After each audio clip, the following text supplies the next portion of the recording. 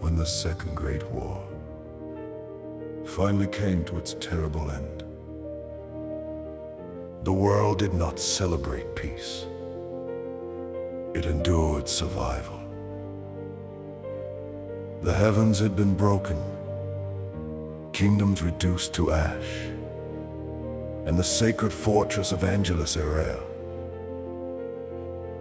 once a monument of divine authority, lay shattered beneath blackened skies. Upon those ruins where angels had once stood watch over creation itself, the demons raised their throne. Not hidden beneath the earth, not buried within the abyss.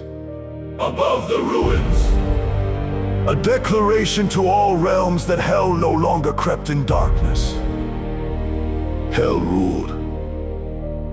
It was there that Pain and Kaisel forged the foundations of the Demon Empire, ensuring that victory would not become temporary conquest, but eternal dominion.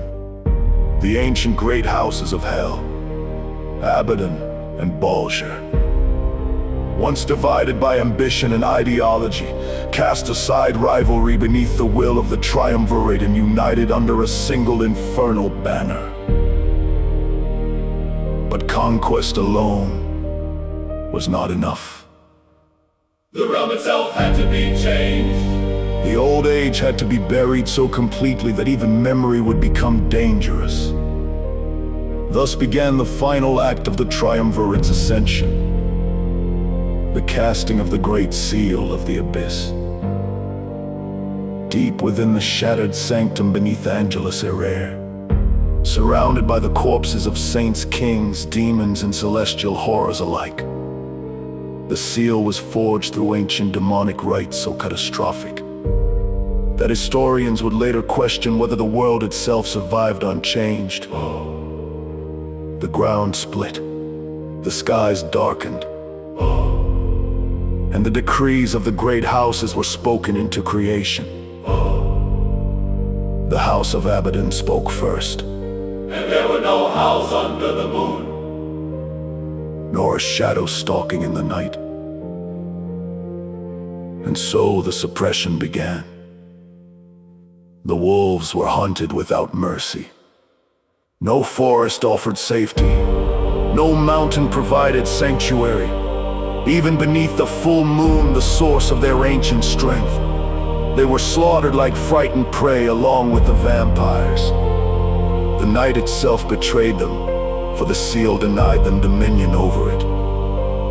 Then the House of Baldur cast its decree, for magic has been banned from the realm, and no blade shall reflect the light of day. The arcane arts became forbidden beneath pain of annihilation.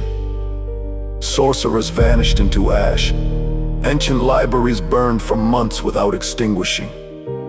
Even whispers of forbidden incantation carry the risk of execution beneath imperial law. And the Highlanders, the great warriors whose blades once gleamed beneath the sun itself, they too were broken by the seal, for no blade could reflect the light of day. By sunlight they became exposed, hunted, unable to move openly.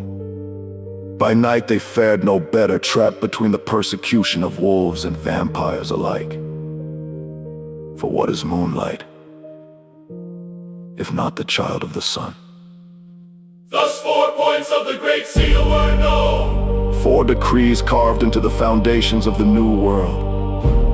4 suppressions that ensured the Empire's uncontested dominion.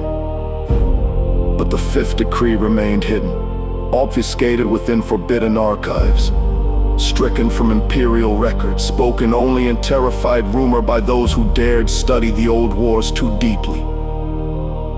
For generations, none understood why the seal bore the shape it did. A star. Not a circle, not a crown. A star. Only later would scholars discover the final decree buried beneath shattered scripture and erased history.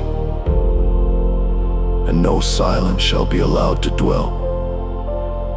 And with those words, the true horror of the seal was finally understood. The decrees had never been separate suppressions. They were connected.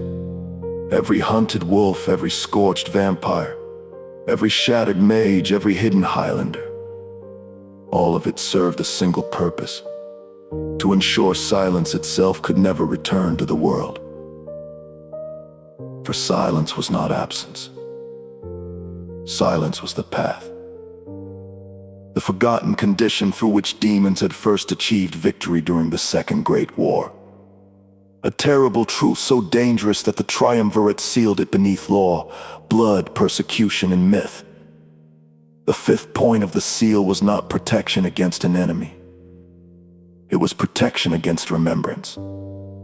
And thus the Great Seal of the Abyss became more than imperial law. It became the tombstone of an age erased from history itself.